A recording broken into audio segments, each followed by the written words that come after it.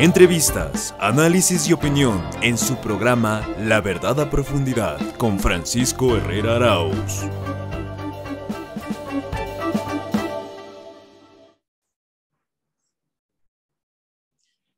¿Cómo están? Buenos días, buenas tardes, buenas noches, en cualquier lugar del mundo donde se encuentre. Esto es Ecuador Inmediato y La Verdad a Profundidad. Yo creo que usted ha escuchado en los últimos días, a partir del debate de las amnistías, que se mencionen 268 amnistiados. Primer detalle. ¿Quiénes fueron? No sabemos. Primer detalle, no sabemos. Segundo detalle, insistentemente se viene mencionando desde el mes de octubre del 2019 a 3 personas a las cuales se les ha denominado como parte de un proceso en el cual se los enjuicia presuntamente por rebelión y terrorismo y luego por rebelión armada. El uno de ellos, o los dos de ellos, son nombres muy conocidos. Los de Paola Pavón, prefecta de la provincia de Pichincha, y el diputado parlamentario andino Virgilio Hernández, conocidos dirigentes de la Revolución Ciudadana. Pero hay un tercer nombre que nadie lo conoce. Se trata del activista político Cristian González. Yo personalmente le puedo mencionar que lo he nombrado en varias ocasiones, pero no le conozco y no sé quién es. Y creo que el país tampoco lo sabe, y más que no lo sabe, no conoce las circunstancias en las cuales se dieron todo este proceso de inculpación en su contra y luego la amnistía. Y yo sí le veo esto como una seria falla del periodismo. No saber quién está detrás de cada noticia, de cada hecho, sin considerar que hay un ser humano de por medio. Es por esa razón que he considerado oportuno, en medio del debate sobre la amnistía, el llamar a una de las personas mencionadas, al activista Cristian González, a quien le agradezco la gentileza de aceptar en este diálogo de La Verdad a Profundidad, compartir con nosotros. Cristian, buenos días, buenas tardes, buenas noches. Un honor recibirle en esta casa. Muchísimas gracias, estimado Francisco, a todo el equipo que conforma Ecuador Inmediato. Muchísimas gracias por la invitación. Presto para compartir este espacio de diálogo. Muchísimas gracias por la invitación.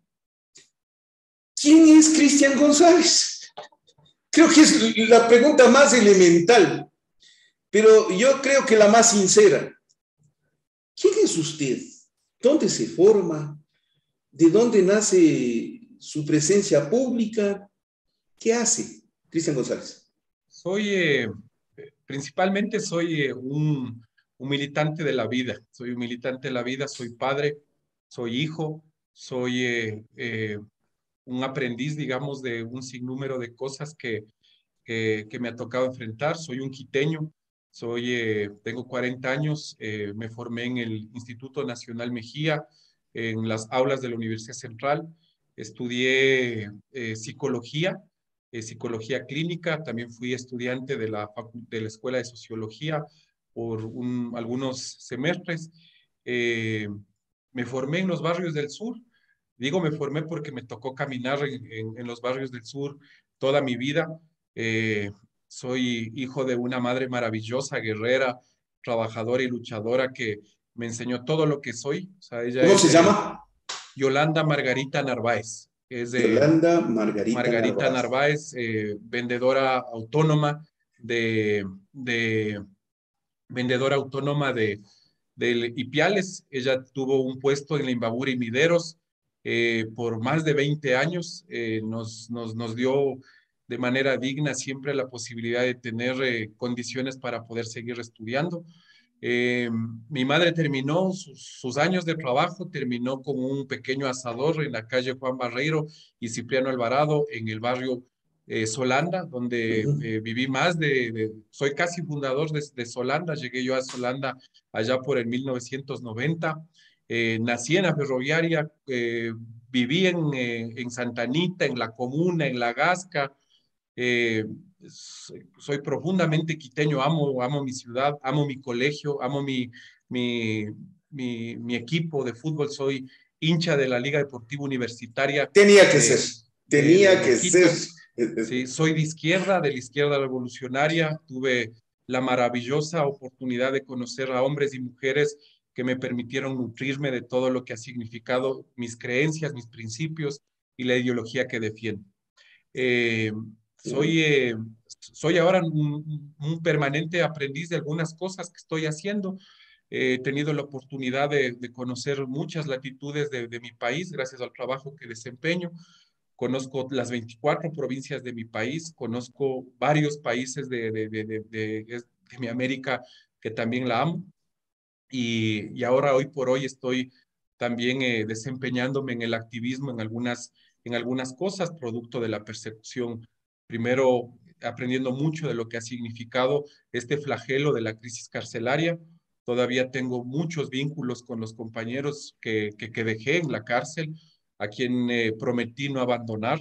Me encontré desde dirigentes barriales, me encontré desde dirigentes políticos hasta gestores culturales que hoy por hoy me enorgullece verles en videos, me enorgullece verles en sus producciones artísticas que con mucho esfuerzo puedan sacar adelante. Así que así un poco me defino, así un poco vivo como este militante de izquierda que lo que quiere mejores días para el país, para mi ciudad, mi barrio, mi familia y mis hijos. ¿Dónde nace su vínculo con Paola Pavón y Virgilio Hernández? Bueno, ¿Usted soy trabaja en el militante. Consejo Provincial? ¿Usted tiene una relación política? ¿Usted es miembro de Revolución Ciudadana? Cristian González. Sí, me parece, o sea, esa es una de las preguntas más importantes porque en muchos portales, en muchos portales digitales, en muchos canales corporativos y digamos aliados del actual gobierno y del anterior, de Lenín Moreno, dijeron, por ejemplo, cuando el 14 de octubre tumbaron mi puerta, dijeron que yo era el asesor político de Paola Pavón, que era el hombre de confianza de Paola Pavón y que trabajaba en la prefectura. ¿Y no lo es? No trabajo yo en la prefectura, no he trabajado en la prefectura tal como consta en mi récord del IES, del Seguro Social, donde debería estar si soy o no. Soy militante de la Revolución Ciudadana, soy militante de la Revolución Ciudadana desde su principio. Me inicié en los espacios de las juventudes, me inicié en la militancia en algunos sectores de base, sobre todo de base.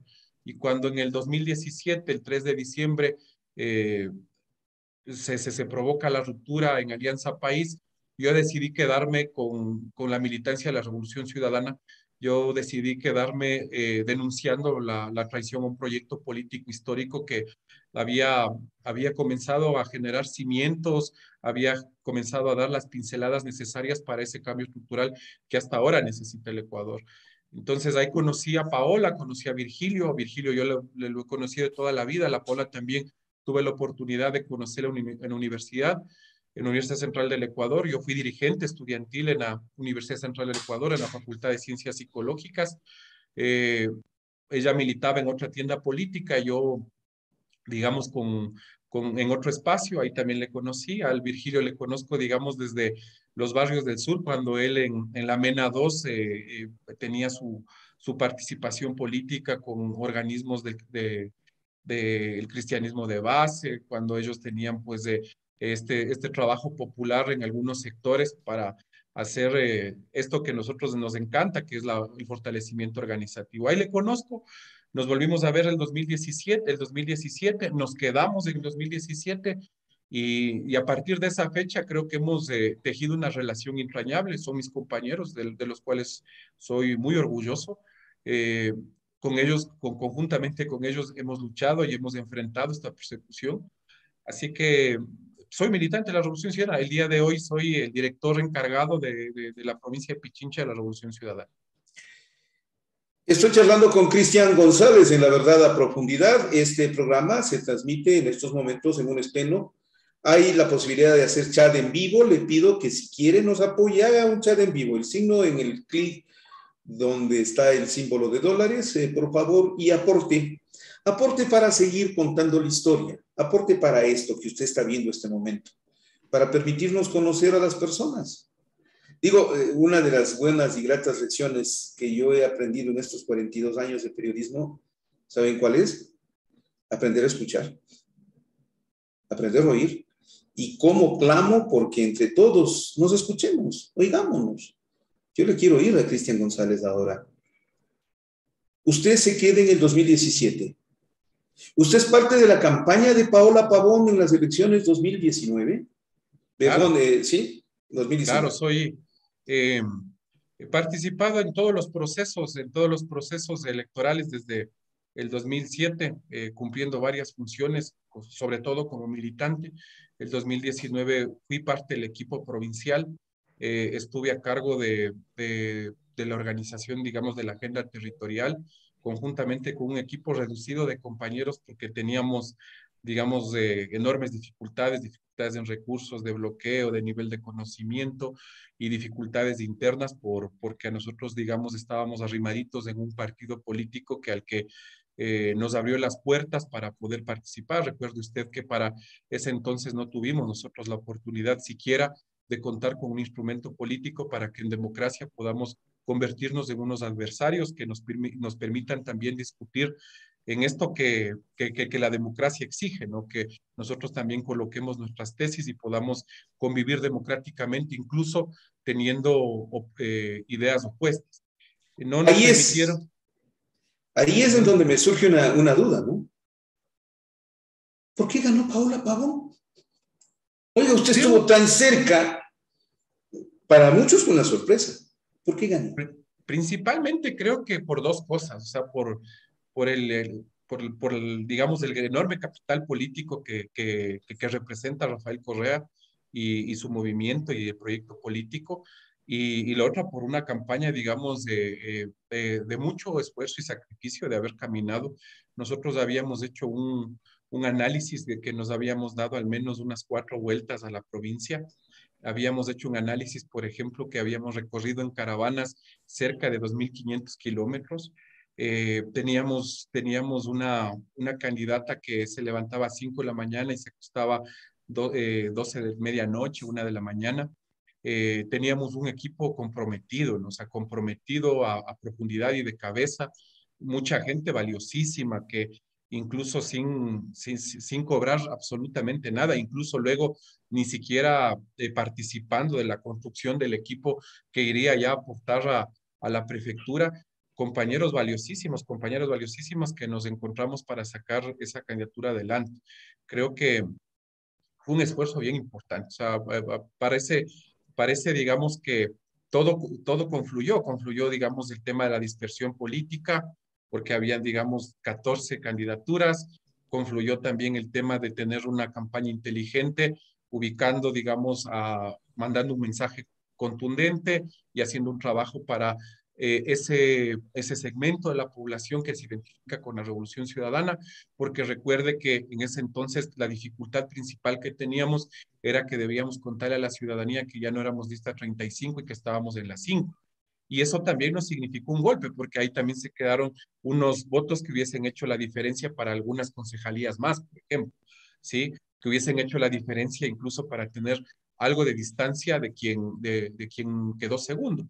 Cuando nosotros iniciamos este proceso de campaña, iniciamos, digamos, con una bajísima posibilidad en la intención del voto. Las encuestas nos daban, digamos, por debajo de los 2 dígitos, pero empezamos, digamos, con un trabajo en donde focalizamos esto en estrategia y nos permitió, digamos, remontar, nos permitió consolidar una votación y creo que fueron más nuestros aciertos. Además, enfrentamos todos los debates con valentía, además fuimos a todos los espacios a discutir, pusimos el pecho en donde correspondía, cuando mientras tanto usted tenía en otra orilla a alguien que ya estaba sentado en el edificio de la provincia, que inició con el 24%, que además tenía como binomio a un ex candidato a la reelección de la alcaldía con prominencia a nivel de conocimiento y experiencia, que es Paco Moncayo, y ellos eran, digamos, los favoritos, tenían una maquinaria espectacular, millonaria, además de eso, con el apoyo del gobierno de Moreno. O sea, nadie puede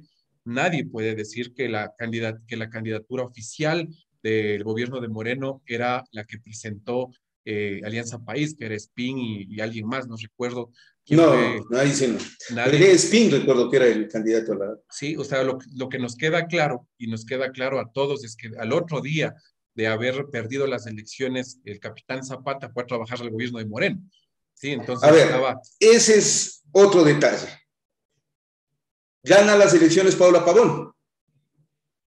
Lógico es que usted se haya integrado a su equipo al Consejo Provincial, si no en el Consejo Provincial, a su equipo de asesoría externa, a la militancia alrededor de Paula Pavón. ¿Construyeron un aparataje político desde el Consejo Provincial? No, ya la Revolución Ciudadana ha tenido, digamos, una de las fortalezas de la Revolución Ciudadana es tener una penetración territorial importante. Tener, digamos, un vínculo también con sectores populares. La campaña del no nos permitió, por ejemplo, a nosotros consolidar esas estructuras. O sea, yo le digo, por ejemplo, esta pregunta también es tan importante la que usted me hace, porque esta fue también la que dio pretexto para que en una plana principal del Telégrafo, diario Telégrafo, que hoy lamentablemente se ha convertido en esto que es muy lamentable, el diario Telégrafo dijo y nos sacó un esquema diciendo que, por ejemplo, en mi caso, Cristian González era el encargado de conformar las células territoriales. Y les digo, o sea, les digo, y con mucho asombro, ¿no? Como que eso fuera criminalizando la posibilidad de que una organización tenga el derecho legítimo de ir constituyéndose en el territorio, dándose vida en el territorio. La prefectura, lejos de garantizar digamos, condiciones políticas para aquello, creo que esa es una obligación del partido. Y el partido tiene que, pues, obviamente, capitalizar la buena o mala gestión que haga a quien usted ponga en la candidatura. Eso creo que es obligación del partido, pero no nos ha generado condiciones políticas. Le digo, por ejemplo, en este caso, yo no soy parte del equipo político, no soy parte del equipo de confianza de Paola Pavón. Yo incluso en ese momento tuve una situación muy delicada en mi vida. Tuve que lamentar la pérdida de uno de mis compañeros más entrañables, que hasta ahora incluso me cuesta mucho recuperarme porque era de uno de los compañeros que me acompañó en todo este proceso de lucha. Entonces, tuve yo que asumir también eso y también pues asumir situaciones personales que me imposibilitaron conformar, ser miembro del equipo de Paola. Pero de ahí, con todo el apoyo, la fraternidad y la camaradería que corresponde para que pues tanto la gestión de ella y como lo que le corresponde a ella como primera autoridad de la provincia pueda garantizar mejores días para los pichinchanos y pichinchanas. Hablo con Cristian González Narváez. Él es activista político de la Revolución Ciudadana. Comparte con nosotros este espacio de la verdad a profundidad. Hasta aquí sus primeras razones. Hablo de sus orígenes y de su presencia política junto a Paola Pavón y Virgilio Hernández. Déjeme que yo vuelva en un momento más. Es una ocasión para recordarle, por favor, puede hacer el super chat.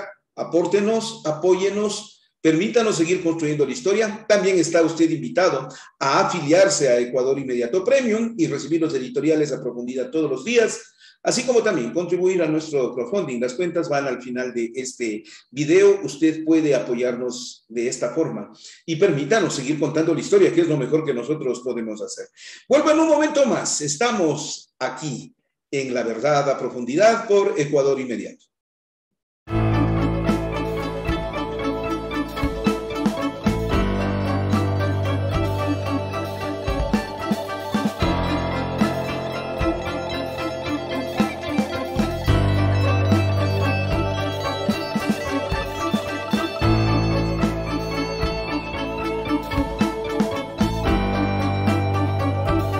Entrevistas, análisis y opinión en su programa La Verdad a Profundidad con Francisco Herrera Arauz.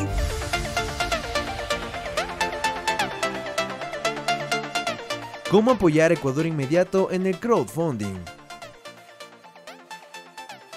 Si deseas apoyar a Ecuador Inmediato en el crowdfunding, puedes hacer tu depósito o transferencia en la cuenta del Banco del Pichincha y en la cuenta del Banco del Pacífico. Los números los dejamos en pantalla. El nombre de la cuenta es Ecuador Inmediato y el RUC también te lo dejamos en pantalla. Queremos seguir contando la historia.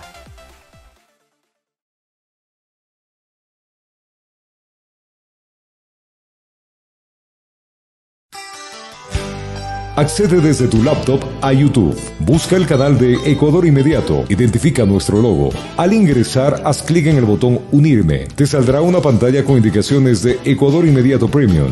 Haz clic en Unirme nuevamente. Ahí te aparecerá en la pantalla un formulario para llenar. YouTube solo acepta que seas miembro con el pago de una tarjeta de crédito o tarjeta de débito de cualquier banco a nivel mundial.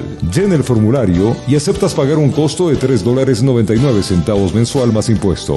Este costo es fijo y se descontará automáticamente cada mes de tu tarjeta de pago. Puedes suspender la suscripción cuando desees y volver cuando tú quieras. Ahora, haz clic en comprar y listo. Y eres miembro de Ecuador Inmediato Premium y su club de suscriptores.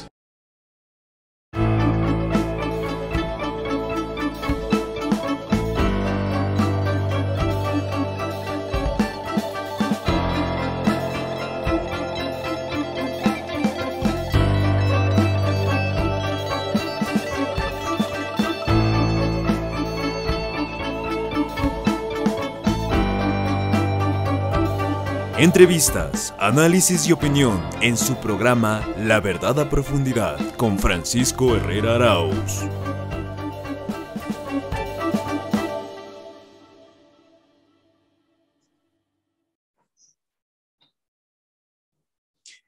Estamos en La Verdad a Profundidad a través de Ecuador Inmediato. Usted comparte con nosotros este espacio informativo. Muy gentil por acompañarnos. Estoy con Cristian González Narváez, activista político de la Revolución Ciudadana, relacionado con el tema amnistías. A ver, empecemos o remontémonos. 1 de octubre del 2019, el gobierno del Ecuador, el presidente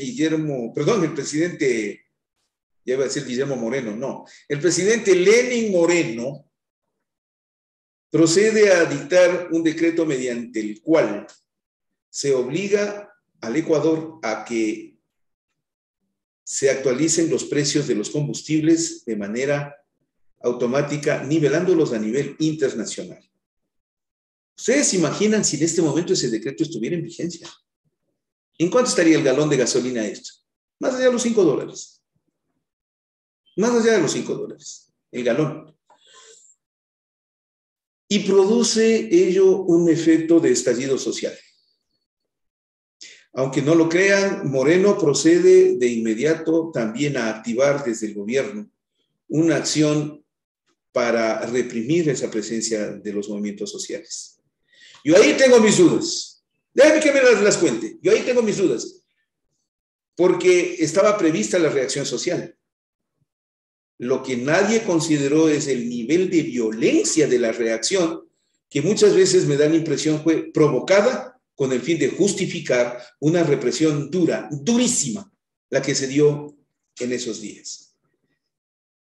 ¿Dónde está usted, Cristian González? Hágame una asociación de ideas desde ese 1 hasta el 13 de octubre del 2019. Usted tiene la palabra, Cristian. Bueno, creo que es importante también poner en contexto lo que iba sucediendo, ¿no? O sea, Moreno decidió traicionar, digamos, un proyecto político que contaba con varias iniciativas y políticas públicas de beneficio de los sectores más vulnerables, cosa que nunca sucedió, lo que por el contrario decidió tomar la agenda del Fondo Monetario Internacional, esa agenda que fue, digamos, impuesta por el Fondo Monetario Internacional, inmediatamente comenzó a causar tragos por las medidas antipopulares. ¿No recuerda usted que hay un recorte presupuestario a la educación, donde hace que el sector estudiantil se movilice?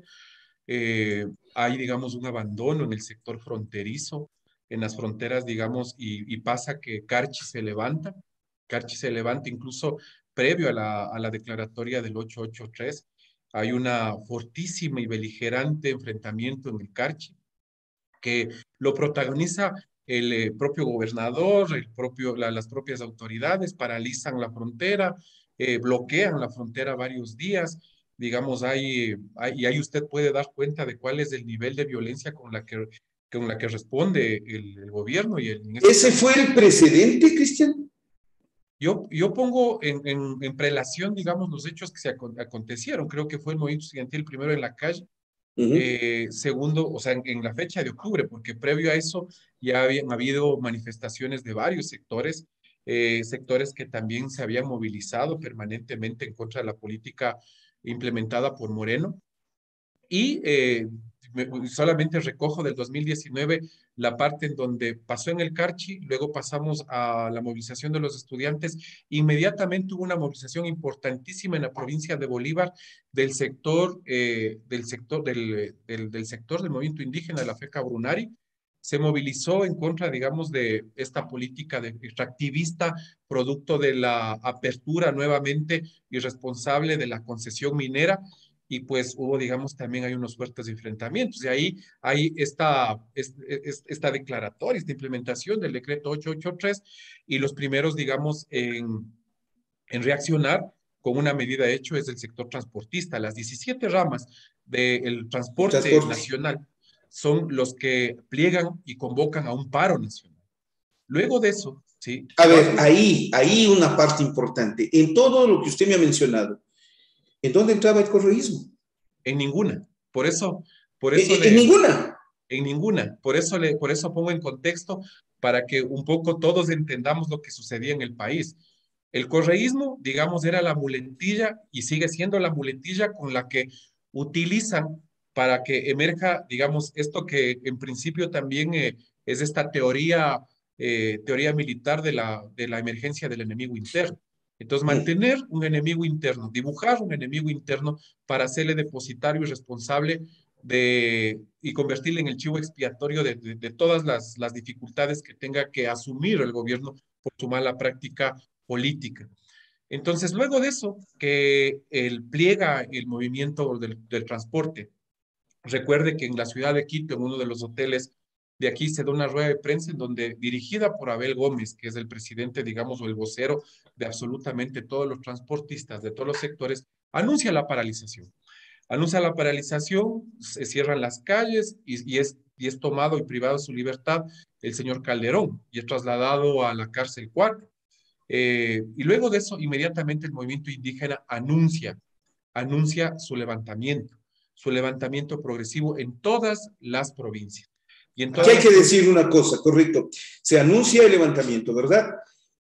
Y yo debo decirlo como antecedente, entre el sector indígena y el movimiento Revolución Ciudadana hay una distancia notoria, profunda. Profunda. ¿Por qué? Por las expresiones que ellos habían dado. De manera que cuando surge la insurrección de los indígenas los primeros días de octubre, más bien esas diferencias se habían agudizado. Y si es que quiere, por el contrario, la cercanía de algunos de los dirigentes indígenas se menciona, o con el movimiento mariateguista, o con el movimiento popular democrático y que suele siempre movilizar a la gente a las calles. Todos ellos tienen enormes distancias con el correísmo. Sí, claro. ¿Ese antecedente es válido? Totalmente. O sea, recuerde usted que de hecho, en las manifestaciones que ya, digamos, se protagonizan en la ciudad de Quito, la Revolución Ciudadana, el correísmo, también se manifiesta en contra porque hizo declaraciones públicas de rechazo a la implementación de las medidas, tanto en la Asamblea como en varios medios de comunicación y las redes sociales, y también convoca, digamos, acciones que en el marco en el marco del respeto a la democracia y en el orden constituido también, haciendo uso de su derecho legítimo a la protesta y a la resistencia, convoca a varias movilizaciones al interior. Y ahí es en donde se registran, por ejemplo, acciones de violencia entre los manifestantes. Recuerde usted que sin tener cercanía, el señor que en ese entonces fungía como presidente, creo, expresidente del Consejo de Participación Ciudadana, fue apaleado en el Parque Elegido. Fueron también algunos dirigentes también en algunos espacios, en algunos plantones de la Revolución Ciudadana también fueron, digamos, o trataron de ser agredidos. Entonces, esa es una de las cosas que, por ejemplo, desvirtúa esto de que hubo un plan, una organización.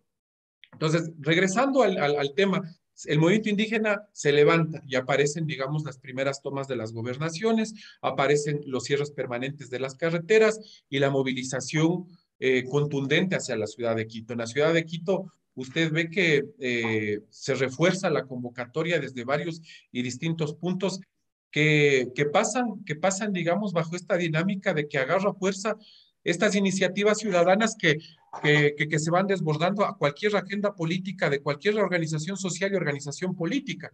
Cuando usted veía que había iniciativas ciudadanas como los cacerolazos, cuando usted veía iniciativas ciudadanas como la red de defensores, digamos, de abogados que estaban articulándose afuera de la unidad de flagrancia para atender a los miles de detenidos. O sea, entiendo yo, si mal no recuerdo, entiendo ya que, por ejemplo, ahí aparece el colectivo Acción Jurídica Popular, como iniciativa y respuesta de la violación sistemática y permanente a los derechos humanos. Ahí aparece la importante participación de la red de medios de comunicación populares, libres y alternativos. Y si usted da buena cuenta de todos esos medios, ninguno es correísta, ¿ya? Y si usted también y hace un inventario de cuáles son los actores que le dan soporte humanitario a las delegaciones de miles de compañeros y compañeras indígenas, tampoco ni el rector de la Universidad Politécnica Salesiana, ni el rector de la Universidad Católica, ni el presidente de ese entonces de la Casa de la Cultura Ecuatoriana tienen nada que ver con absolutamente nada de nuestra estructura. Entonces, esa es otra tesis que se derrumba respecto a que se ha movilizado, se ha coordinado, se tenía previamente planificado.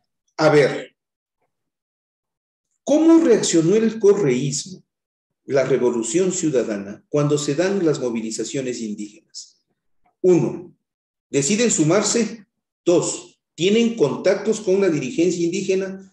Y 3, participan activamente en las movilizaciones de octubre de 2019. Cristian González Narváez.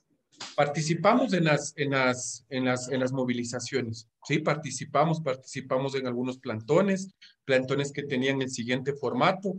Llegábamos, por ejemplo... ¿Como Revolución Ciudadana? Como Revolución Ciudadana, ya, como militantes de Revolución Ciudadana, por ejemplo, en la plazoleta Simón Bolívar, donde está, digamos, la intersección de la Gran Colombia, la Pichincha y la Guayaquil, al frente del Banco Central, varios plantones en donde se terminaba cantando el himno nacional y pues, digamos, sin ningún conato de violencia. De hecho, lo que sí hay es el registro de que estando en un monumento de manera pacífica, la policía agrede a varios dirigentes, lanza la caballería, les expulsa y les utiliza de manera violenta canes, gas lacrimógeno, caballería en un acto pacífico. Igual que el 5 de octubre en el redondel de la Villa Flora, en un plantón pacífico, sin cortar absolutamente ninguno de los 12 accesos que hay en ese redondel, en un plantón pacífico sobre el parter,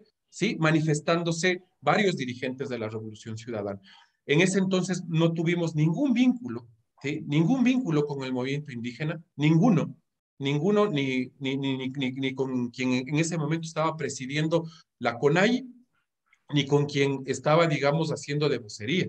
Y lo otro, la estructura de todo el movimiento, las autoridades de nuestro movimiento, lo que hicieron es hacer declaraciones públicas de nuestra postura.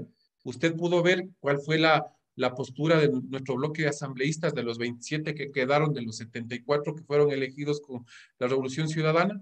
Usted pudo ver qué es lo que decía nuestro secretario ejecutivo, que en ese entonces era el compañero Virgilio Hernández, públicamente, porque además no es que lo hizo con una capucha, no es que lo hizo en una reunión clandestina, lo hizo de frente, lo hizo incluso en sus redes sociales. Entonces, para nada, o sea, la Revolución Ciudadana haciendo uso de su derecho a la protesta y a la resistencia, jamás convocó ni una insurrección, ni un levantamiento armado, ni nada que pueda decirse. A ver, usted, Cristian González Narváez, ¿dónde estaba entre esos días, entre el 1 y el 13 de octubre, primero? Y 2, ¿cuándo se produce el vínculo con Paola Pavón y el movimiento indígena que estaba en esos momentos en plena insurrección de octubre? Cristian.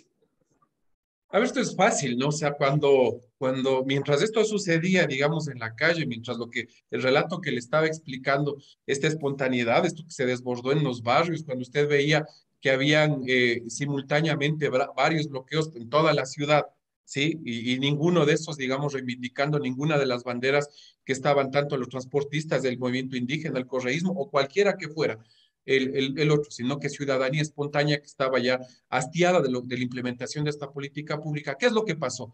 El gobierno comenzó a dar sistemática información, sistemática, y además comenzó a dedicarle al correísmo nuevamente estas teorías de conspiración internacional. Da una rueda de prensa en donde acusa directamente a la Revolución Ciudadana y a sus dirigentes de poder estar organizando un complot internacional donde le acusa a Rusia, a Venezuela, a Cuba, de que algunos miembros de la Dirección Nacional estarían articulando una conspiración.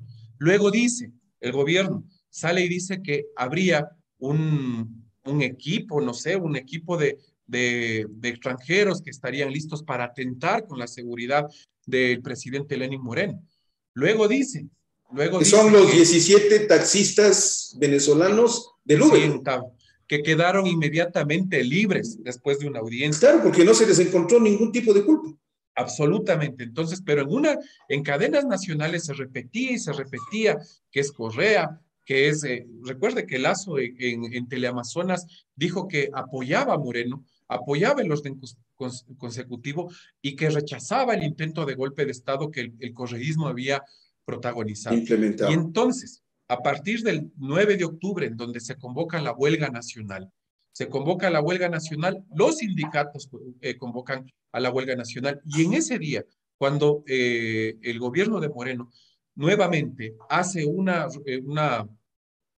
cadena nacional y le vuelve a acusar al correísmo, le vuelve además su ministra, la ministra de Moreno, María Paula Romo, amenaza directamente a las autoridades, amenaza a Paola Pavón, amenaza y dice que está utilizando las volquetas, está utilizando la estructura de la prefectura para dar condiciones para que se promueva el golpe de Estado.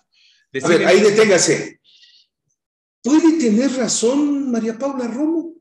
¿Puede tener algún sustento lo que estaba diciendo en términos de acusarle a Paola Pavón? Uso de equipos, el equipo caminero del Consejo Provincial, uso de infraestructura del Consejo Provincial, uso de personal, equipamiento y hasta las instalaciones del Consejo Provincial de Pichincha. Dígame la verdad en eso, Cristian González.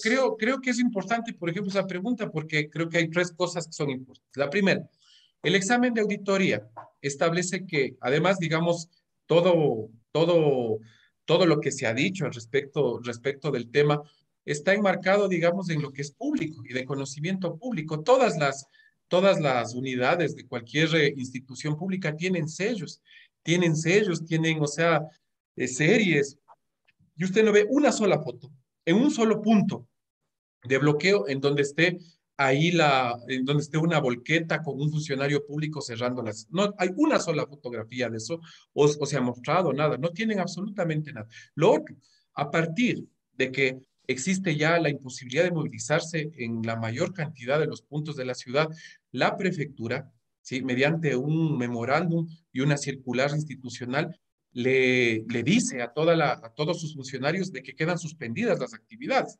Entonces yo me pregunto si es que hay esas dos cosas, esos dos elementos, es fácil deducir de que la tesis que estaba manejando el gobierno no tenía ningún tipo de asidero. Recuerden que el gobierno, mientras insistía en acusarle al correísmo mientras teníamos amenazas públicas, la dirigencia, la Revolución Ciudadana, comienza a tomar precaución y alerta de ya no movilizarse, de ya no estar, digamos, en manifestaciones públicas. Y en mi caso, que yo participé hasta las movilizaciones del 8 de octubre, en mi caso, yo no vuelvo a salir de mi casa, me quedo en mi casa porque además tenía ya seguimiento de la policía, tenía ya intercepción telefónica. Sí, yo no sabía, pero ya teníamos la sospecha, tal es así que afuera de mi casa... A ver, ¿por qué? Si usted no hace nada, si usted me dice, soy inocente primero, No actué de manera indebida ni irregular.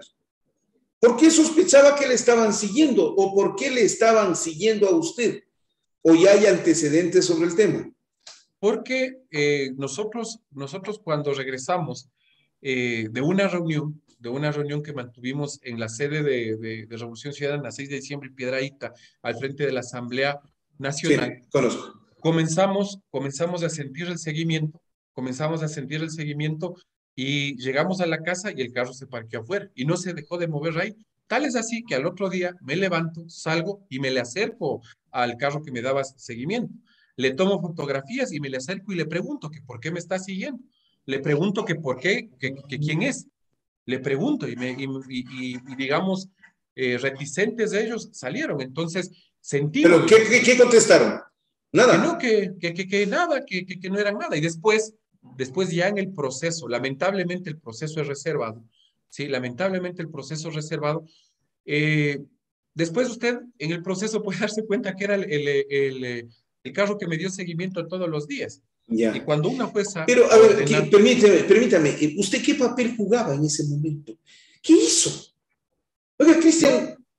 Yo absolutamente, digamos, toda la vida he sido un convencido militante de que en lo justo hay que participar. Ya, o sea, usted participó en las movilizaciones.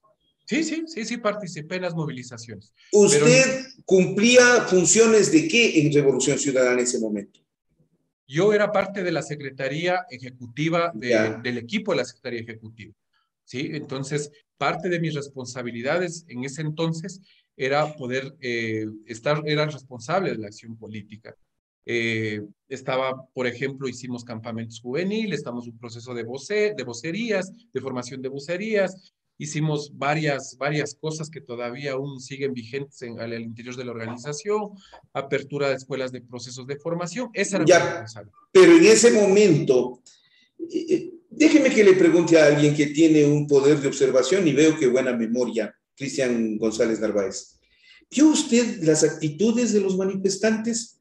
¿Cómo entender, por ejemplo, el nivel de violencia? La preparación paramilitar de algunos, la utilización de ciertos elementos como escudos o como arcabuces desde los que se podía disparar petardos, o la formación para cierto tipo de ataques.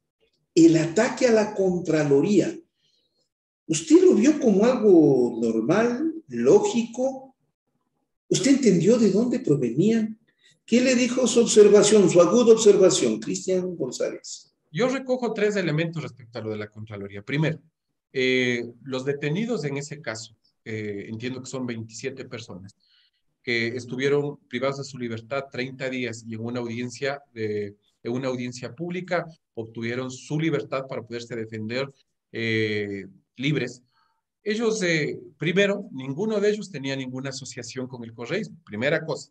Segunda cosa, el día posterior a que sucede el incendio en la Contraloría, el dirigente indígena, en ese entonces no todavía autoridad en la Asamblea, Salvador Quispe, manifiesta que la propia Guardia Indígena, el propio movimiento indígena ha identificado a militares camuflados, ¿sí?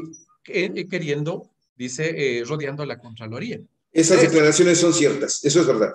3, Valentina Zárate, ¿sí? Contralora subrogante. Usted ha visto lo que ha pasado en la Contraloría. Ya, pero una de las autoridades principales en su momento, Valentina Zárate, va y dice en la Asamblea, en una de las comparecencias en la Comisión de Fiscalía, no recuerdo exactamente la fecha, y dice que el incendio fue ocasionado por el interior, al interior. Los bomberos, cuando, digamos, hacen su análisis, su pericia, en el proceso de los 21 vinculados en el tema de la Contraloría, dicen y manifiestan también que la tesis es desde adentro.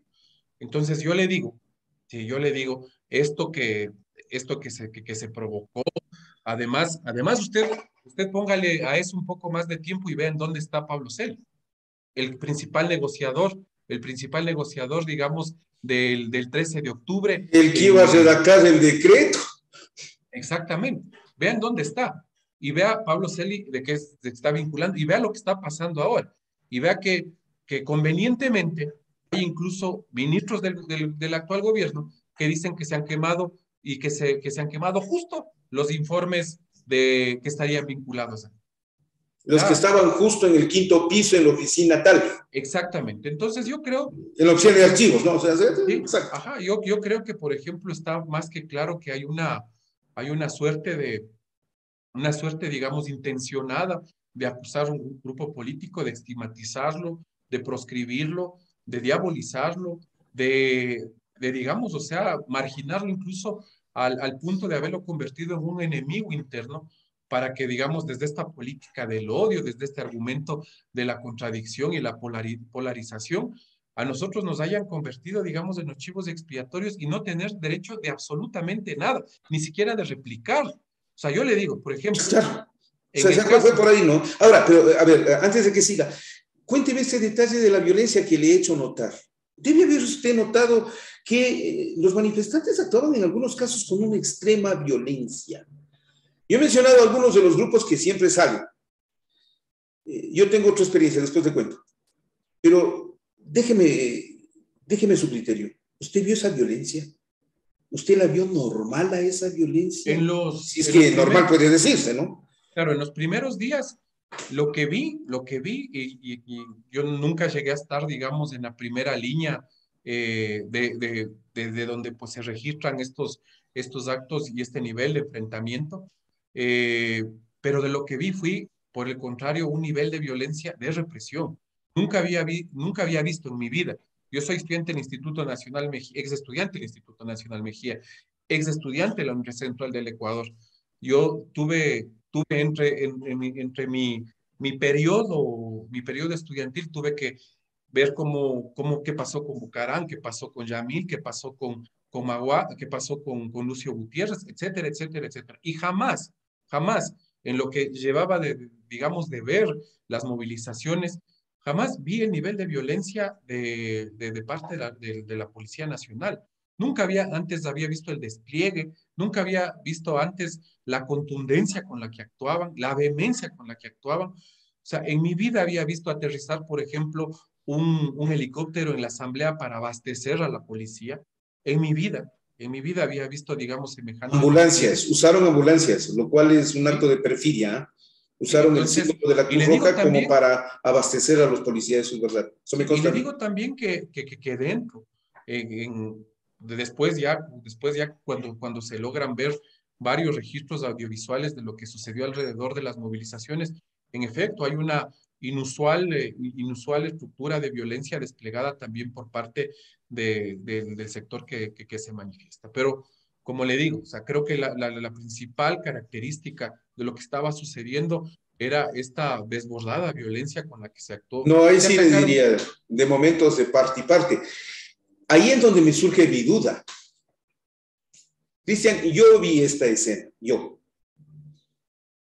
el 12 de octubre, sábado, 9 de la mañana. Salí a tratar de comprar comida en uno de los restaurantes al norte de Quito. Vivía mi madre en ese entonces, salí a buscar comida para mi madre y llegué hasta las calles Vaca de Castro y Machala, donde hay una serie de restaurantes alrededor.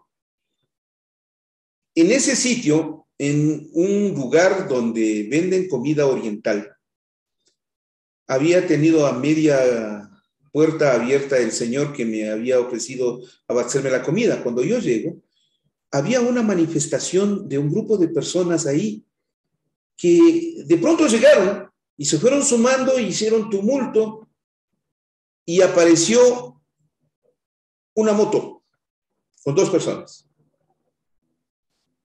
La persona de atrás llevaba 2 llantas en cada brazo. 2 cámaras de llantas, ¿no? O sea, que les dejaron y con eso encendieron la fogata en minutos. Encendieron la fogata, era un grupo de personas que gritaban y encendieron la fogata.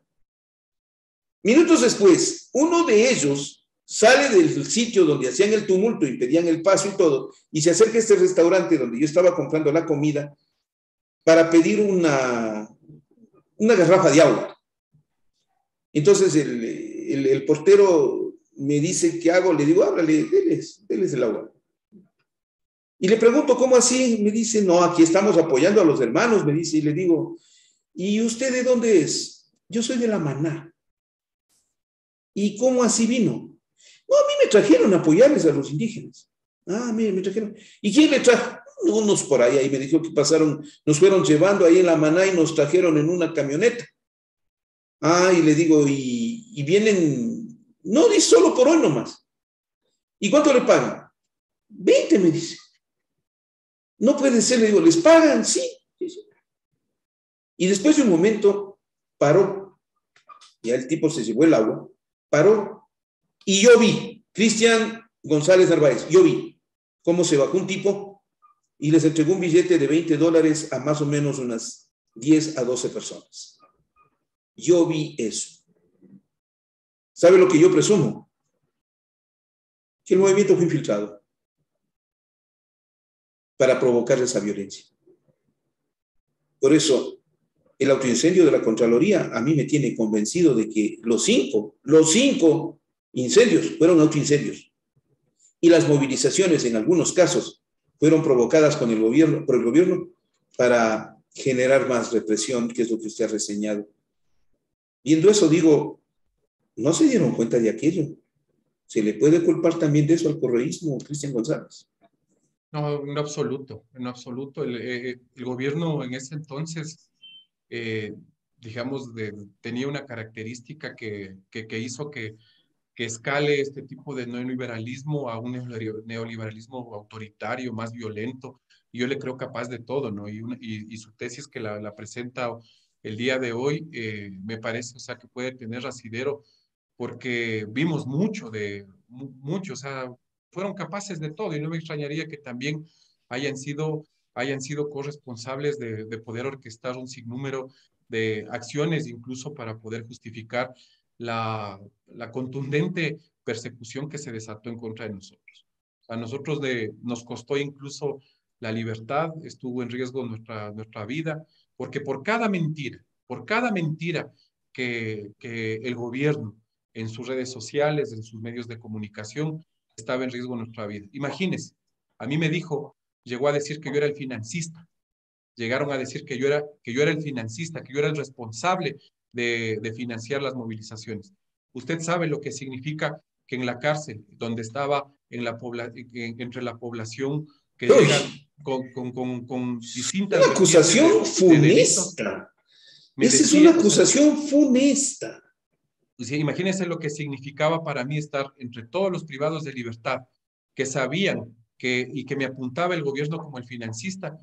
Estuve expuesto a extorsión, estuve expuesto a ser violentado. Yo salí de la cárcel del Inca con un corte de 15 centímetros de mi extremidad inferior, ¿sí? Yo tuve serias y sistemáticas amenazas. Vamos a hablar de eso. Esta es nuestra tercera parte, no se me adelante nada más. Vamos a hablar de eso, sí me interesa. Solo tengo una pregunta para finalizar este bloque.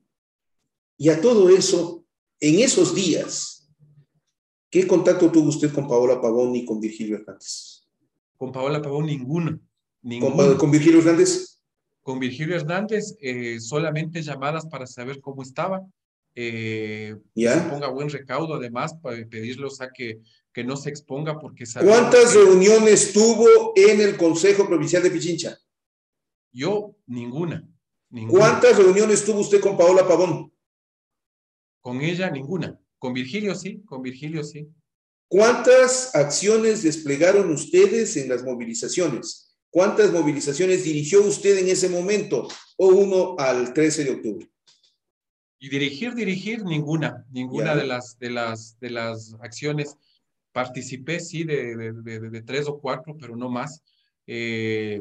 No dirigimos ni protagonizamos ningún tipo de ataque a ningún tipo de institución, no cerramos ningún tipo de vía, no vandalizamos ningún tipo de las entidades del Estado. Recuerde que además el gobierno al 883 también le puso otro decreto de estado de excepción, donde prohibió la libre circulación, donde dio un sinnúmero de restricciones, digamos, a los derechos de la ciudadanía.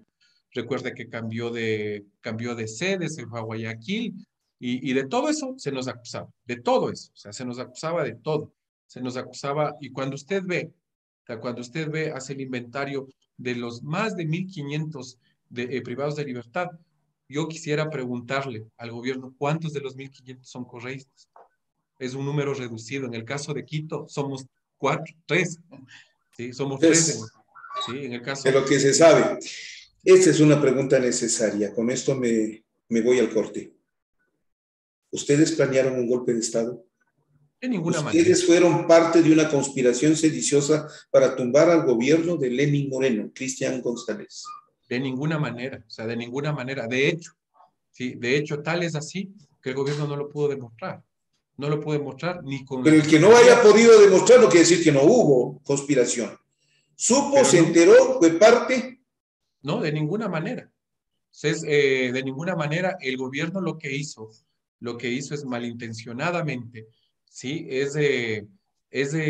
Por ejemplo, dijo que nosotros habíamos hecho un viaje a Venezuela, en donde había estado Gabriela, en donde está Ricardo, Paula Pavón, Virgilio Hernández. Y esa reunión a la que hace referencia es básicamente a una reunión que fue convocada por Rafael Correa para poder organizar las elecciones del movimiento interno. Nosotros estábamos... ¿Usted se fue a Venezuela? Yo me fui al foro de Sao Paulo, pero yo me fui en septiembre. Sí, pero no se fue a ese viaje a Venezuela que mencionó. Yo no me fui a ese viaje. El viaje que se protagonizó a Venezuela fue básicamente para lo siguiente. Estábamos en el proceso de transición de poder convocar a una asamblea nacional de Fuerza Compromiso Social y poder en elecciones poder conformar el nuevo buró.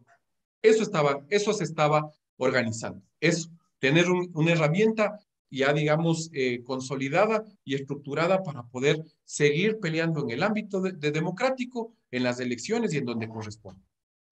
Él es Cristian González Narváez, activista político de Revolución Ciudadana. Esto es La Verdad a Profundidad en Ecuador Inmediato. Le pido que se suscriba a Ecuador Inmediato Premium. Le solicito que nos aporte, en este momento, apórtenos a nuestro chat en vivo. Haga clic en este símbolo de dólares. Apórtenos, ayúdenos. ¿Usted quiere más programas de estos? Yo le pido que nos acompañe. O vaya a nuestro crowdfunding y respáldenos. ¿Por qué? Porque queremos seguir contando la historia. Yo ya vuelvo con la tercera parte de esta charla con Cristian González. Quiero saber sobre su detención, la situación en la cárcel y luego el proceso de amnistía. Esto es La Verdad a Profundidad en Ecuador Inmediato. Vuelvo.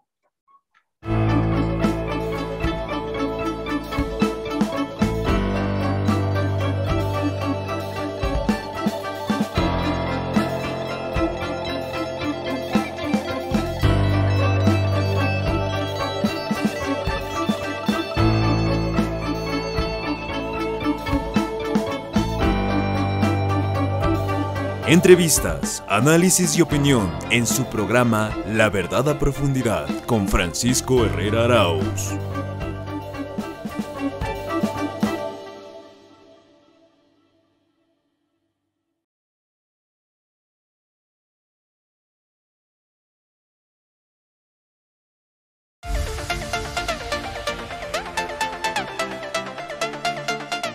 ¿Cómo apoyar a Ecuador Inmediato en el crowdfunding? Si deseas apoyar a Ecuador Inmediato en el crowdfunding, puedes hacer tu depósito o transferencia en la cuenta del Banco del Pichincha y en la cuenta del Banco del Pacífico. Los números los dejamos en pantalla. El nombre de la cuenta es Ecuador Inmediato y el RUC también te lo dejamos en pantalla. Queremos seguir contando la historia.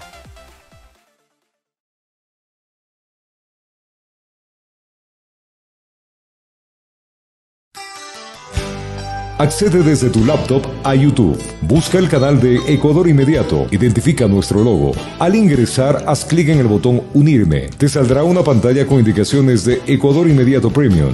Haz clic en Unirme nuevamente. Ahí te aparecerá en la pantalla un formulario para llenar. YouTube solo acepta que seas miembro con el pago de una tarjeta de crédito o tarjeta de débito de cualquier banco a nivel mundial. Llena el formulario y aceptas pagar un costo de $3.99 mensual más impuestos. pesos. Ese costo es fijo y se descontará automáticamente cada mes de tu tarjeta de pago. Puedes suspender la suscripción cuando desees y volver cuando tú quieras. Ahora haz clic en comprar y listo, y eres miembro de Ecuador Inmediato Premium y su club de suscriptores.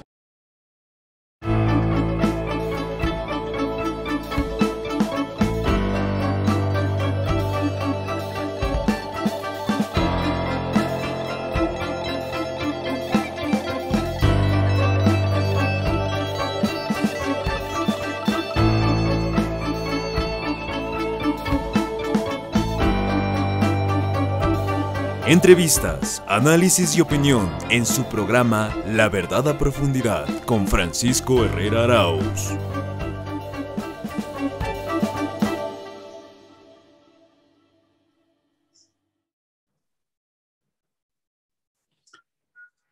No se olvide, apóyenos, haga clic en el chat en vivo este momento, haga clic.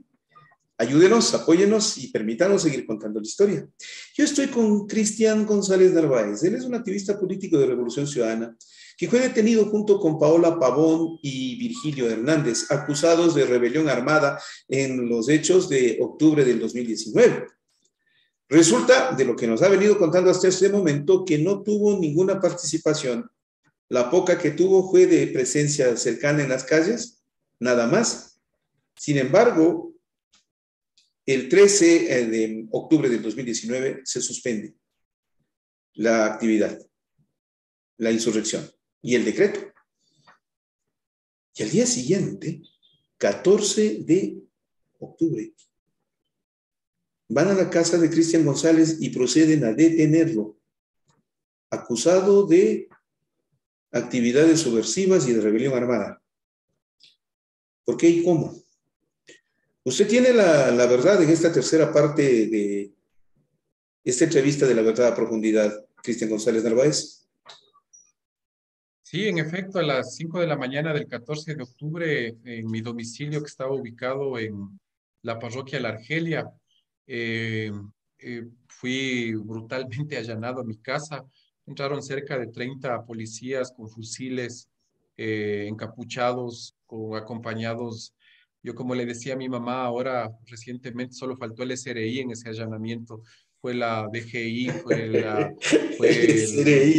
la UNACE, pero todo el mundo. Y me treparon a un carro, pusieron de cabeza mi casa, la dejaron abierta 12 horas. Mi casa obviamente abierta 12 horas, se llevaron cosas. Yo digo, ojalá ha sido que se ha llevado a la gente y no hayan sido que me allanaron.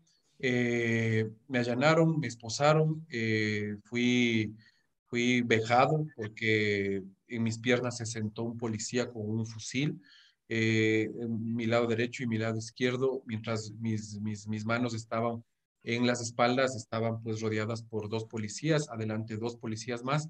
Me llevaron, me vinieron, me trajeron a la Contraloría, bajaron el vidrio, me hicieron ver la Contraloría.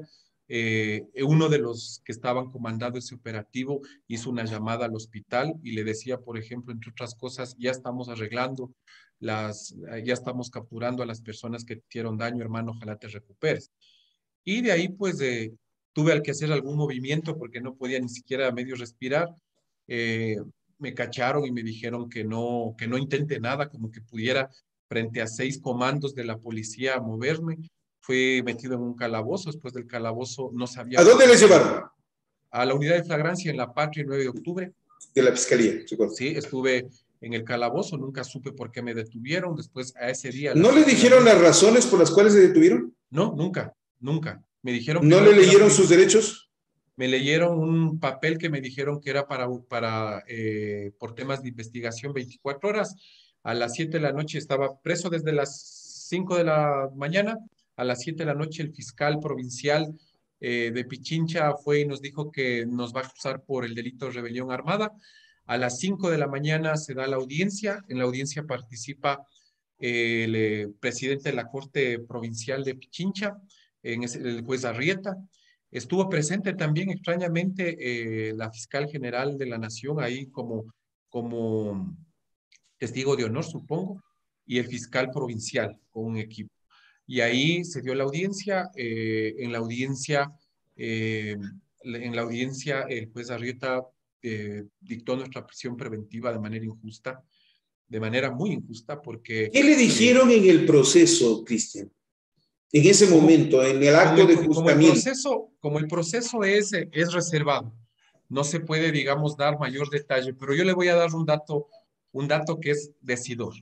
A mí se me acusó en una de las intercepciones de las llamadas, se me acusó de que había un dinero del extranjero que llegaba para financiar estas y que los medios de comunicación, no voy a decir lo que, voy a referirme a lo que Primicias, La Posta, Teleamazonas y Ecuavisa dijeron en ese momento. Dijeron y hablaron de una cifra escalofriante de $740,000. ¿Ya? Cuando usted escucha eso, ¿ya? Cuando usted escucha eso, entonces dicen, sí es del financista. Entonces resulta ser que esa tesis no se pudo sostener porque nunca hubo ese dinero, nunca hubo esa cantidad y nunca fue cierto eso, pero eso me costó a mí ser privado de libertad. Ya. Y de ahí, ¿Pero de qué le acusaban a usted en el caso concreto ya de la presencia de Paola Pavón, de Virgilio Hernández y usted? ¿Cuál era a usted la acusación? A usted, Cristian González Narváez. Mi acusación es de ser el financista de rebelión armada. ¿Ya? Pero el que puso el dinero para las armas. Así de simple. Exactamente. Qué bárbaro. Y el 24 de diciembre se reformularon esos cargos.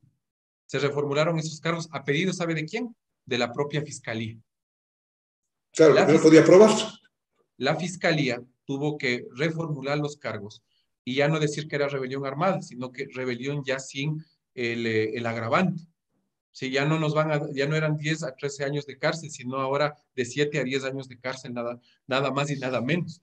Entonces, el 24 de diciembre. A ver, pero quédese un segundo. Yo voy primero al 14 de octubre. Y entonces, una vez que se da el acto de juzgamiento, usted es conducido a la cárcel. ¿A qué cárcel le llevaron? Al centro de detención provisional de varones del Inca. En el Inca. ¿Cuántos días estuvo en el Inca? 72. ¿Qué pasó en esos 72 días, Cristian González? En el Inca fui primero puesto entre la población, entre toda la población de las personas privadas de libertad. Estuve en 4 diferentes pabellones. Ahí los pabellones, digamos, tienen nombres de barrios. Estuve en el Altamira, estuve en el Amazonas, en Miraflores. Estuve, digamos, expuesto en varias ocasiones incluso a que esté en riesgo mi vida, ¿no? Porque, ¿por qué? Porque, por ejemplo, mientras el gobierno salía y decía que era el financista, venían los privados de libertad a decir, vos que eres el financista, tienes plata, entonces presta, ¿sí?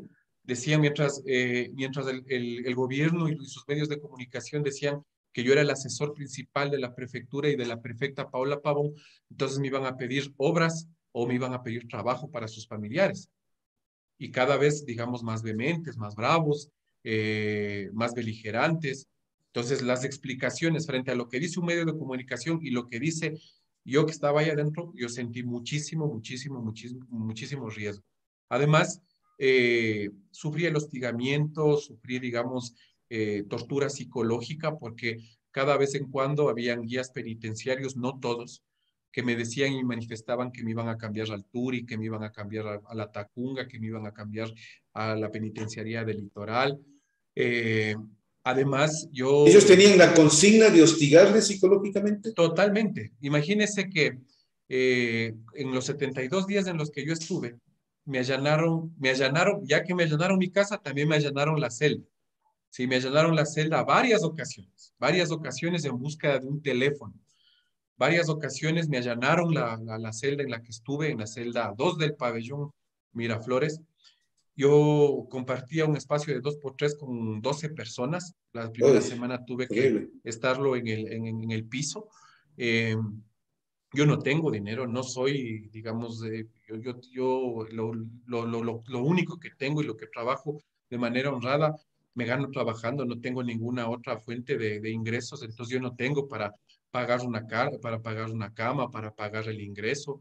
Ahí todo cuesta, si todo cuesta, una presa de pollo vale $10, un litro de cola vale 5, un chaulafán vale $30, ahí cualquier cosa cuesta. Entonces, ahí plenamente vulnerado todos los derechos humanos de todos los PPLs.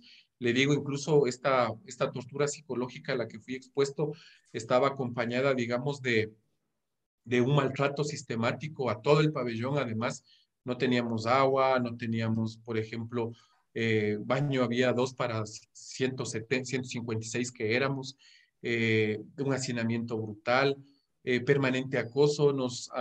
Tuvimos 2 noches en donde entraron una madrugada a hacer estos controles, les dicen los 11, donde le paran de cabeza a las celdas y no pudieron encontrar nunca nada. Y a veces cuando leían la lista, se metían también a la celda a buscar si es que tenía yo escrito, si es que yo tenía alguna cosa. Y en las diligencias, que fueron un montón, que duraron muchísimo, a mí me pasó una cosa que, a diferencia de mis compañeros, a mí me llevaban al calabozo con mucha frecuencia. ¿Por Yo qué? pasé mucho tiempo en el calabozo. ¿Por qué? Porque cuando comienza la diligencia, cuando usted va a tener que hacer una diligencia en la fiscalía, hay un solo bus que le saca de la cárcel, del Inca, le saca a todos los privados de libertad que tienen que ir a hacer sus audiencias, le sacan y le trasladan a los calabozos de flagrancia y le tienen ahí hasta que le tengan que llevar a la unidad o a la unidad especializada, al departamento en donde se va a practicar su audiencia. Entonces había días que se quedaba mi audiencia sin hacerse y yo me quedaba todo el día en el calabozo. Y llegaba, porque a las 5 de la tarde nos retiraban sin ver la luz del sol, muchos de esos días, regresaba y ya no tenía ni comida. Y así me pasó, por ejemplo, me privaron de ver mis visitas, porque muchas de las veces, producto de estar en un calabozo y producto de estar, digamos, en un calabozo y sin hacer nada, ese día era mi visita y no podía ver a quienes me visitaban, mi madre, mis hermanos. Entonces, pero aún así yo en la cárcel también encontré funcionarios y funcionarias muy comprometidos, muy sensibles. Yo me puse inmediatamente a las órdenes y fui miembro del cuerpo docente del Colegio Monseñor Leonidas Proaño del Centro de Privación de Libertad. ¿Ya? Inmediatamente me puse a la orden de la Junta de Salud Mental de ahí y contribuí con varias iniciativas, como por ejemplo, promoví el concurso de dibujo para la conmemoración del 25 de noviembre, Día de la Erradicación de la Violencia de Género. Generé iniciativas para dar tratamiento a las personas que estaban por apremio y por violencia, para que podamos hacer un ejercicio de discusión de las nuevas Usted ejercía masculinidades. como psicólogo en ese momento. O sea, de todo lo que se pueda, o sea, de todo Claro. lo que se pueda. Cuando me dejaban, no tenía audiencia o no estaba en el calabozo, trataba de mantenerme ocupado, porque todavía había gente y funcionarios y muchos de esos jóvenes que están privados de la libertad, con los que incluso tuve la oportunidad cuando en mis funciones como gestor comunitario, como profesional de la salud mental comunitaria, tuve la oportunidad y el honor de conocer y verles ahí en la cárcel donde uno se rompe. Entonces, estuve en la biblioteca tratando de ayudar en lo que se pueda. Participaba en todas las mingas, participé en el evento incluso de arreglar el pabellón para, previo a las fiestas de Quito, poder darle vida. O sea, usted sabe que el privado de libertad, una de las cosas, la única cosa que debería perderse es su libertad, pero no los derechos humanos. Y ahí se violentan todos los días Se los derechos perdió humanos, todos los días. Se perdió. todos los días. Entonces, Muy bien. uh-huh. Se da su cárcel. Usted vive en esas condiciones. Pero legalmente, ¿qué pasa en ese tiempo? Octubre a diciembre. Se reclama su libertad de manera insistente. Yo recuerdo haber mencionado muchas veces aquello. Sí. ¿Y qué investigan y qué encuentran? A ver, nosotros por varias ocasiones solicitamos la revisión de medidas. El 16 de diciembre, en una audiencia, no se nos da la revisión de medidas, pero el 6 de diciembre, la CIDH, la Corte Interamericana la Comisión Interamericana de Desarrollos de Derechos Humanos, nos da medidas cautelares. Y llegamos a una audiencia el 24 de diciembre, una audiencia bien particular. Imagínense, 24 de diciembre. Bien difícil. 24 de diciembre, y adivine qué, el fiscal llega sin el expediente completo. Entonces pide a la jueza de que por no estar el expediente completo, le suspendamos. La jueza dice, no, vaya a traer el expediente, ¿ya? La segunda cosa que pasa, y bien extraño, ¿sí? Pide ese mismo día reformulación de cargos para ratificar la prisión preventiva. le dan la reformulación de cargos al fiscal.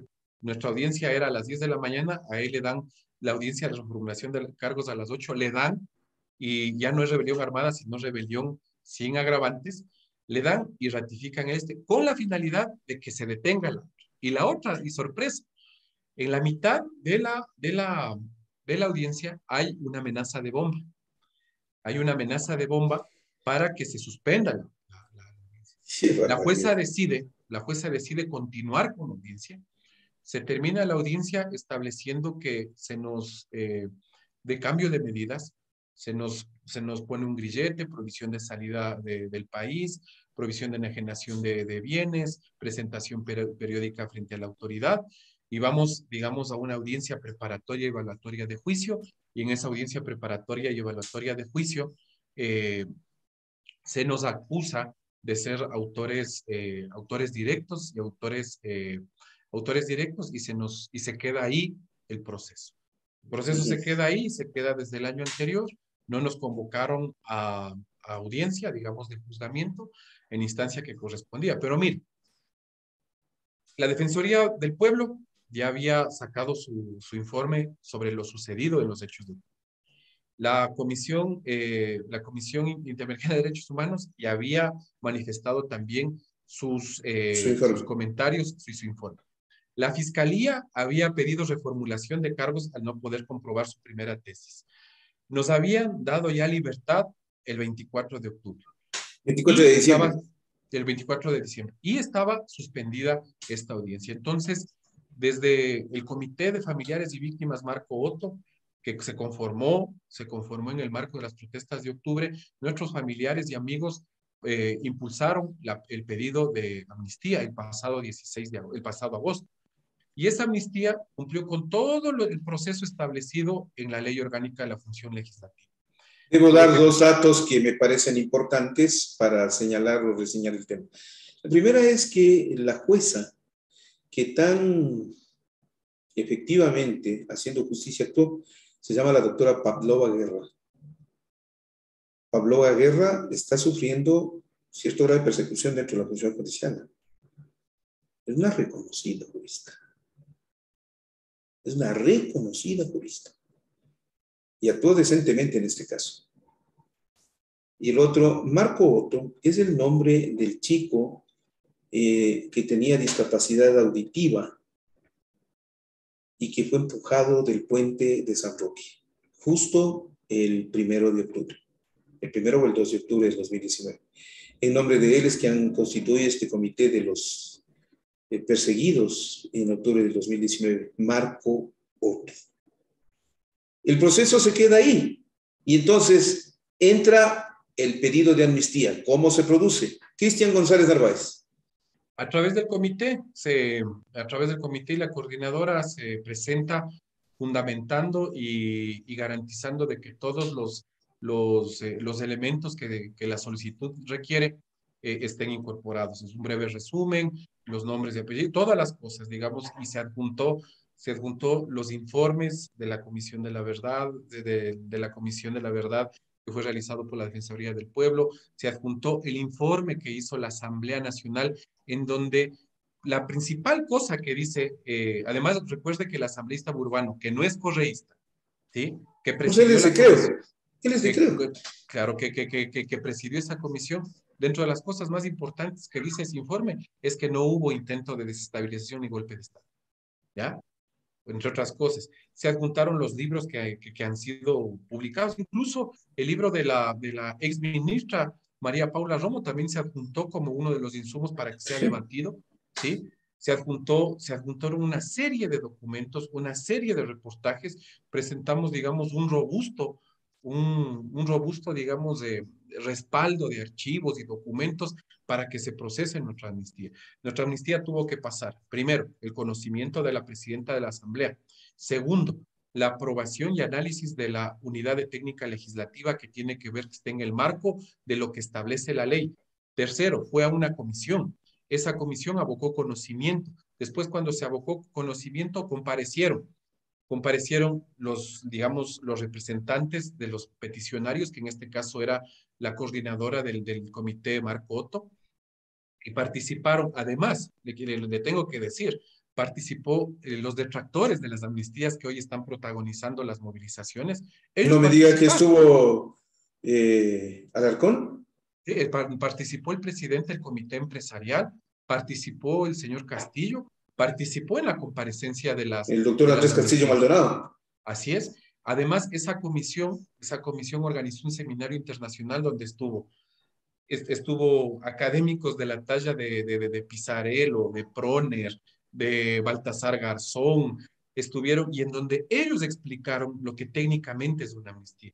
Y luego de todo ese proceso, digamos que no es que duró 2 días como se quiere entender, y que entre gallos y medianoche se hizo y se otorgó las amnistías, dentro de todo eso, y analizando caso por caso, como establece la ley, se elabora un informe. Se elabora ese informe y recomienda al Pleno que se otorguen las amnistías a las 268 personas. ¿Cómo se vota eso? Se vota, para poder usted obtener una amnistía, se vota con mayoría calificada. La mayoría calificada, ¿cuántos son? 92 votos. ¿Cuántos votos se obtuvieron? 99. ¿Cómo estuvieron conformados la votación? Para que también, digamos, tengamos claridad. ¿Quiénes no votaron, mejor digamos? No votó la bancada del gobierno, y no votó los socialcristianos, y no votaron parte de la izquierda democrática. De ahí votó Pachacuti, votó UNES y votaron los independientes. Y 6 o 7 asambleístas de la izquierda democrática que conforman este número histórico. Recuerde además que digo una cosa, parece que es la primera vez que se otorga amnistías.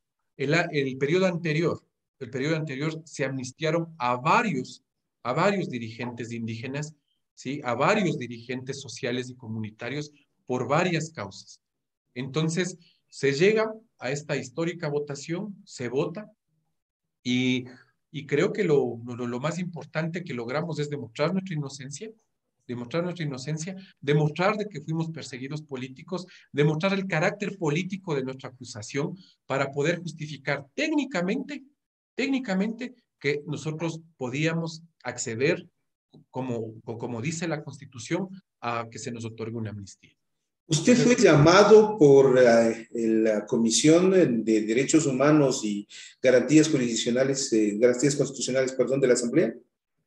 Fue nuestra representante. Ah, ya. Usted no fue particularmente, no. No, pero fue nuestra representante. Correcto, sí. En nuestro caso. Ya. Una vez que usted sale el 24 de diciembre, ¿a qué se dedica hasta la fecha Cristian González? Soy servidor público. Sí, soy servidor, trabajo en la Asamblea, trabajo en la bancada de la Revolución Ciudadana. Yeah. Me he desempeñado, digamos, en algunas funciones adicionales, pero le dije, después de que nosotros salimos de la cárcel, me imagino.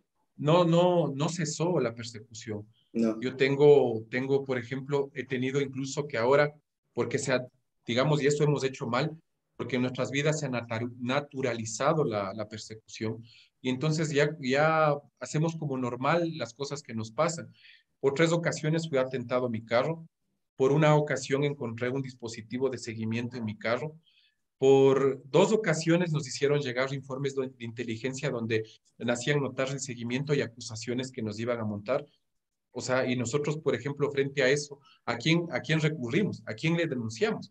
Y por último, hace un mes recibí una amenaza muy violenta en donde, digamos, mi defensa técnica dijo, hermano, ya pongamos nomás denuncias porque si no esto no va a parar. Entonces fui a la fiscalía, he puesto una denuncia por esta amenaza también de amenazas que he recibido a mi familia, a mí.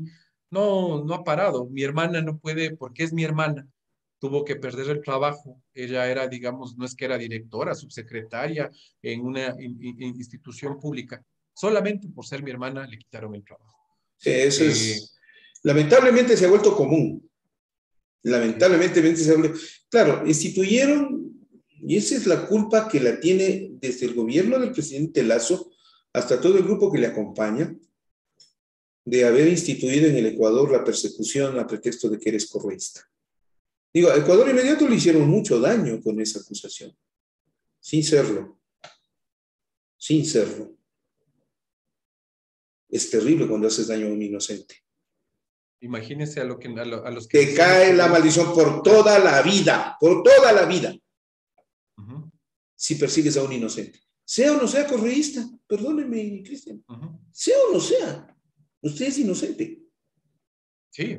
Y usted es inocente hasta que no se pruebe lo contrario. Y en sentencia ejecutoriada, derecho a la presunción de inocencia es hasta un derecho humano universal.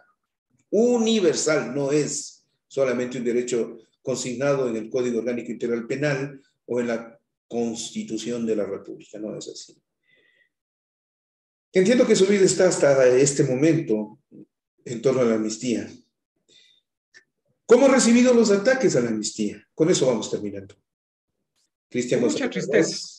Con mucha tristeza porque, digamos, hay una carga de odio, hay una carga de venganza inusitada, de una desproporción de no entender de que esta también pudo haber sido la oportunidad de poder generar condiciones para, en una convivencia democrática, reconocernos como adversarios, no como enemigos. O sea, usted ve que una moribunda aristocracia ha salido de su sarcófago a reclamar yo digo, es una plataforma electoral la que están utilizando. Esta militancia en contra de las amnistías que están haciendo está cargada de odio, no tiene mayor argumento. Me apena mucho por esos hombres, por esa vejentud, digamos, que está ahí. No tengo nada contra esa generación, pero me parece que hay una carga desproporcionada de odio. Me da mucha tristeza de que se insista, se haya interpuesto acciones de protección, acciones de inconstitucionalidad. Nosotros también, y le aseguro que los organismos internacionales sabrán responder, sabrán decir de que estas medidas, digamos, posteriores van a ser brutalmente desconocidas por los organismos internacionales. La jueza, en el caso de la acción de protección interpuesta por Andrés Páez, ya ha dicho, por ejemplo, que no da paso a las medidas cautelares que él pide. Vamos a ver qué pasa con la demanda de inconstitucionalidad, pero después de la publicación del registro oficial de nuestras amnistías, de que el traslado ya ha sido oficial de parte de la Asamblea a la Corte Provincial de Justicia, estamos a espera de que pues, se concrete lo que significa tener amnistías. Y de ahí, por lo demás, con muchas ganas de seguir luchando, con una ratificación del compromiso de estar junto a las causas populares y a las causas del pueblo, porque esto lo único que tiene que darnos es más aliento por seguir buscando justicia e igualdad para la gente. Tengo una pregunta final. ¿Cómo tomaría que se vea o se revea la posibilidad de quitarle la amnistía?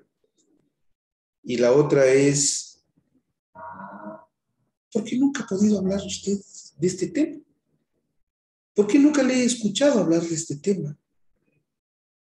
¿No hay ningún interés en los medios? ¿O es que acaso su palabra no debe ser tomada en cuenta? Y más bien eso me precia esta entrevista. La valoro muchísimo más, precisamente por conocer una verdad hasta este momento desconocida, Cristian González Narváez. Comienzo diciendo que voy a defender yo mi inocencia, y voy a defender mi inocencia a pesar incluso de esta nueva campaña de odio que están protagonizando. En todos los niveles de los organismos yo ratifico mi inocencia y me defenderé en las condiciones en las que quieran que lo haga, o sea, con la verdad sobre todo y con la tranquilidad de que nosotros somos inocentes. Sí nos preocupa por sobremanera de que exista esta desproporción en esta campaña de odio. Y lo segundo, yo ahora vivo en Solanda, soy un vecino solandeño. Siempre he estado con la predisposición y la amplitud para poder tomar contacto con cualquier medio de comunicación. Lamentablemente no es fácil por el bloqueo, ¿no? Porque la gente no quiere darle voz a quien finalmente con la verdad le puede dar insumos para que la gente también pueda contrastar lo que le dicen los otros medios de comunicación. Y me quedo con lo que usted me dice al final, ¿no? Yo agradezco, Francisco, a usted por darme el espacio, contar también mi verdad. Yo no es que no quiero contar, sino que no ha habido a quién contarle. ¿Sí? Quienes me conocen saben que soy frontal, que soy transparente, que no escondo absolutamente nada y que pues mi compromiso siempre ha sido con mis principios, con mis ideales y mi ideología. Y estoy presto para siempre. O sea, quien me invite, estoy predispuesto para conversar. Yo le quiero agradecer a Ecuador Inmediato, a usted, por el espacio, porque me ha parecido muy, muy, muy, muy importante incluso para mí, para poder colocar también las razones y mis principios. Cristian González Narváez, activista político, ciudadano ecuatoriano, miembro de la Revolución Ciudadana, aquí en este espacio. Yo agradezco la gentileza de su apertura y le agradezco al público por habernos escuchado. Siempre va a ser muy importante este ejercicio de oigámonos, escuchémonos. Tomemos muy en cuenta lo que cada uno de nosotros tiene que decir. Esta ha sido la verdad a profundidad en Ecuador Inmediato. No se olviden contribuir con nosotros en nuestro chat en vivo, en nuestro crowdfunding y en las afiliaciones. ¿Por qué? Porque eso nos permite seguir teniendo este programa, mantenernos y seguir contando la historia. Gracias por preferirnos. Es todo cuanto cabe informar. Buenos días, buenas tardes, buenas noches. Felicidades, Ecuador.